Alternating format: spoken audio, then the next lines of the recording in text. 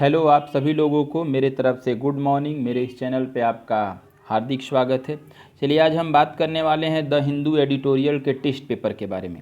यह आपका एडिटोरियल जो है वो पिछले सेशन का है, जो मैंने पिछले सेशन में आपको जो 15 मई का जो एडिटोरियल पढ़ाया था, 15 मई का जो एडिटोरियल हमने पढ़ाया था, उसका ये आपका वीडियो है।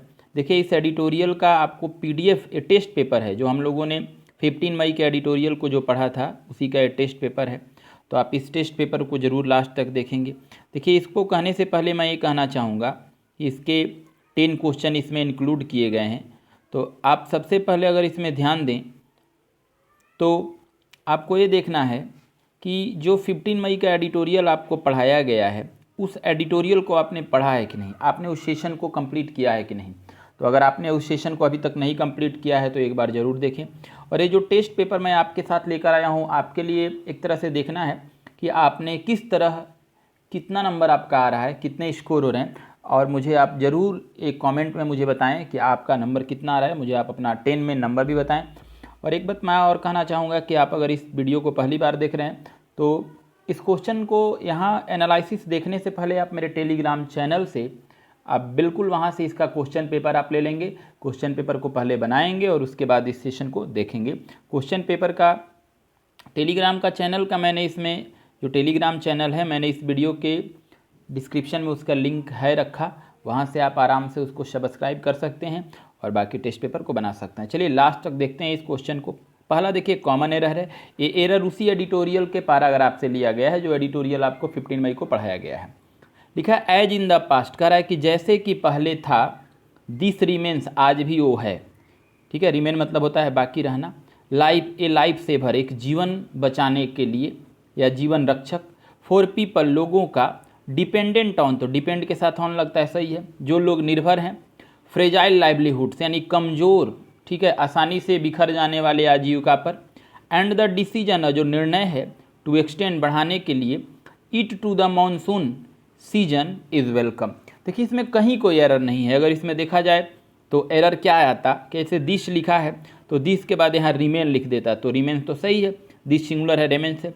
ए के बाद लाइफ सेवर है, ए के बाद सिंगुलर आता है तो सिंगुलर है आपका। अब दिखा हुआ पीपल डिपेंडेंट ऑन, तब पीपल आपका प्लूरल है। देखिए डिपेंड के साथ ऑन लगता है तो ऑन लिखा है। फ्रेजाइल एक एडजेक्टिव है, लिवलीहुड्स नाउन है, यहाँ सब सही है।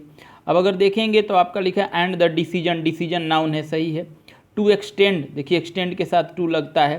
To the monsoon season is welcome, देखिए इज आया है मानसून सीजन के लिए, मानसून सीजन सिंगुलर है तो इज सिंगुलर है। तो इस सेंटेंस में, इस एरर में कोई गलती नहीं, इसलिए इसका नो एरर कहा जाएगा। तो फर्स्ट का आंसर आपका जाएगा नो एरर जाएगा।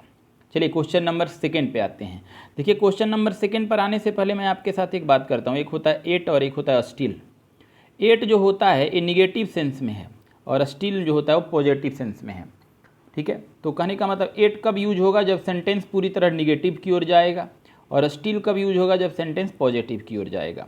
ठीक है, तो कह रहा है क्या कि फॉर माइग्रेंट, मतलब वे लोग जो प्रवासी हैं, और आगे लिखा है हु आर एट स्टैंड, कह रहा है जो अब तक मतलब रुके हुए हैं। स्टैंड मतलब यहाँ क्या होता है, रुकना। इन देयर प्लेसेज, अपने जगह पर। वर्क, जहाँ वो काम करते थे, ठीक है, या जहाँ उनकी काम थी। हु आर नॉट बेनिफिशियरी, जिनका कोई फ़ायदा नहीं है। Of the national food security act, मतलब ये राष्ट्रीय जो फूड सिक्योरिटी एक्ट है उससे, या फिर स्टेट के स्कीम से। तो फाइनेंस मिनिस्टर हैज़ प्रॉमिस, तो प्रधानमंत्री जी ने वादा किया है 5 kg फूड ग्रेन्स की, यानी 5 किलो अनाज दिया जाएगा पर व्यक्ति को, और 1 किलो चना की जो 1 किलो चना है, 1 kg चना है, वो पर परिवार को महीने में 2 महीने तक दिया जाएगा। तो इसमें मैं एक एक पे बात आपके साथ करना हूँ। अच्छा है, मुझे बताइए सेंटेंस पॉजिटिव में है कि निगेटिव में है? पॉजिटिव में है। दिया जाएगा जो लोग कमी है, तो देखिए एक बार पढ़ते हैं। देखिए हूँ यहाँ रिलेटिव प्रोनाउन है। हूँ के बाद जो आर आया है ना, ये माइग्रेंट्स के लिए आया है, तो माइग्रेंट्स प्लूरल है तो आर प्लूरल है। देखिए एट जो है ना, एट निगेटिव में काम करता है और सेंटेंस पूरी तरह पॉजिटिव है, तो एट यहाँ तो गलत है ही। अब देखिए आर के बाद ए आया है, ए देखिए आपका एक तरह से देखिएगा तो V3 का काम किया है, इसको पास्ट पार्टिसिपल भी कह सकते हैं। अब देखिए इन देयर प्लेसेज, देयर किसके लिए आया है, माइग्रेंट के लिए प्लूरल आया है तो देयर सही है। ऑफ आया है नाउन को जोड़ने के लिए, तो वर्क और प्लेसेज नाउन है, आपस में जुड़ गया। अब आइए हूँ आर नॉट बेनिफिशियरी, देखिए हूँ के बाद जो आर आया है ये किसके लिए आया है, तो आया है माइग्रेंट्स के लिए, इसके लिए आया है, माइग्रेंट्स प्लूरल है तो आर भी प्लूरल है। नॉट बेनिफिशियरी ऑफ, लिखा है of the national food security act या स्टेट स्कीम, यहाँ तक सही है। अब देखिए कॉमा के बाद यहाँ लिखा है the finance minister, finance minister subject है, सिंगुलर है तो हैज सिंगुलर है, हैज के बाद भीतरी होता है, ये सब ऑब्जेक्ट है। तो यहाँ कोई गलती नहीं है, आपका गलती यही है कि एट जब होता है कि कब, जब काम बाकी है, और स्टिल अब तब होता है जब काम चल रहा है। तो यहाँ एट नहीं होगा, आप एट के जगह पे स्टिल लिखेंगे, यानी कहेंगे ऐसे कि वे प्रवासी वे मजदूर जो प्रवासी हैं और जो अब तक वहाँ रुक रहे हैं। ठीक है, अब ये तो कह रहा है कि जो नहीं रुके हुए हैं तो गलत होगा, ऐसे कहिएगा जो अब तक वहाँ रुक रहे हैं अपने जगह पर, तो उनको ऐसे देने की व्यवस्था है। तो आपका आंसर अगर इसमें देखिएगा तो ए जाएगा, एट के जगह पे आप स्टील कर लेंगे, एडवर्ब से क्वेश्चन था, बिल्कुल सही है। आइए क्वेश्चन नंबर 3 पर चलते हैं। इस सेंटेंस इंप्रूवमेंट का क्वेश्चन है, कह रहा है कि मिस सीतारमन ऑल्सो अनाउंस। देखिए ऑल्सो जो एक एडवर्ब है वो एक्जुलरी वर्ब के बाद और मेन वर्ब के पहले आता है, तो मेन वर्ब के पहले आया है।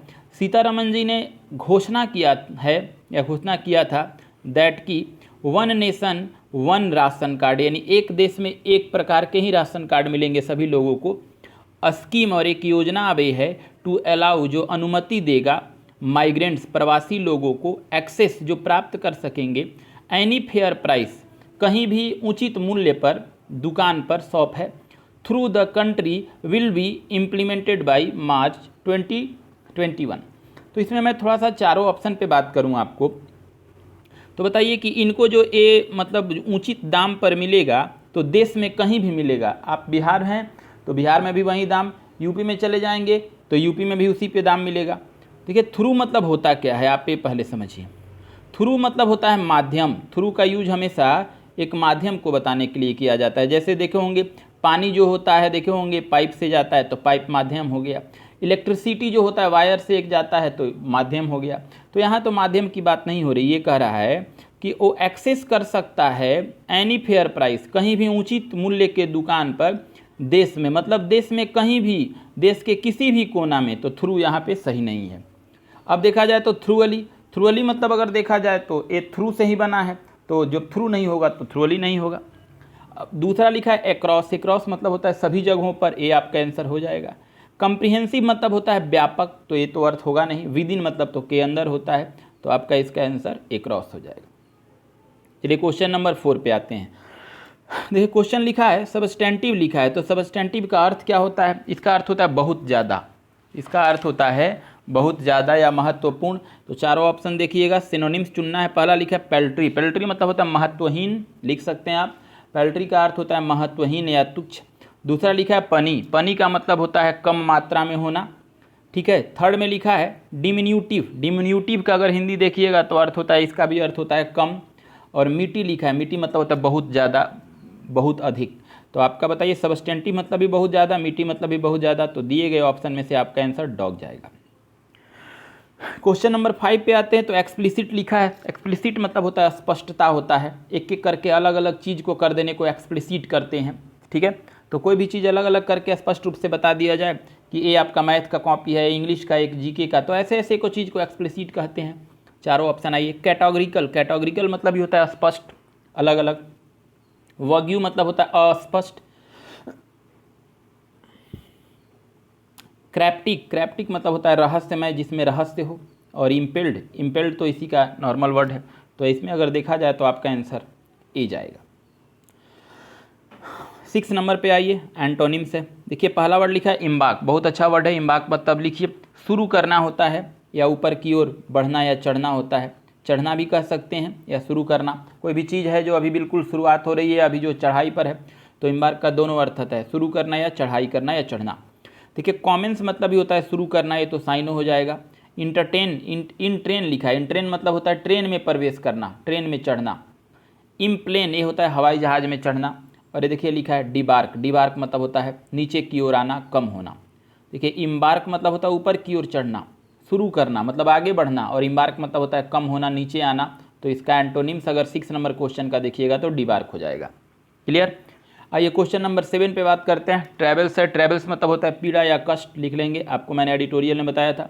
ट्रैवल्स का मतलब होता है पीड़ा या कष्ट। तो चलिए एग्नोई इसका साइनो है, पीड़ा होता है।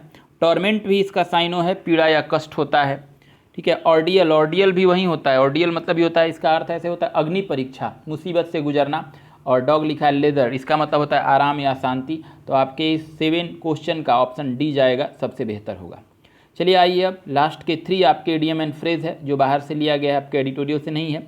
तो पहला लिखा है टू कीप इन एबियंस, लिखा है टू कीप इन एबियंस। इसका होता क्या है, मतलब एक तरह से देखा जाए तो मतलब सस्पेंशन में होना होता है, एक ऐसा जो सस्पेंस के दृष्टि में हमेशा रहता हो, सस्पेंस में हो, हमेशा डाउट में हो। तो आप अगर देखिएगा तो इसका अर्थ होता है सस्पेंस में होना, तो ए बॉय आंसर जाएगा इन अ स्टेट ऑफ सस्पेंशन। देखिए 9 नंबर बहुत बार क्वेश्चन पूछा है, लिखा है to give up the ghost, ठीक है, मतलब भूत के हवाले हो जाना, भूत हो जाना। भूत होता है आदमी कब, जब मरता है तब, बिना मरे तो भूत होगा नहीं। तो मरने के लिए आंसर आपका जाएगा कैट, टू डाई, मर जाना। High and dry, high and dry मतलब अगर कहा जाए तो पूरी तरह से मतलब अकेला, ठीक है। जब कोई चीज़ किसी को हम लोग बहिष्कार कर देते हैं कि हमें आपसे कोई मतलब नहीं है, तो हाई एंड ड्राई है, मतलब अकेला होता है। हेल्पलेस कहा जाए तो आपका आंसर ये जाएगा टू लिव समवन हेल्पलेस, मतलब अकेला हो जाना, हेल्पलेस हो जाना। देखिए आप इस क्वेश्चन को ऐसे ही बनाइए और आपके सारे एडिटोरियल का टेस्ट पेपर ऐसे ही मिलेगा। और आप दोस्तों के साथ इसे शेयर कीजिए, लाइक कीजिए और मुझे कमेंट में ज़रूर अपना स्कोर बताइएगा। Now thank you.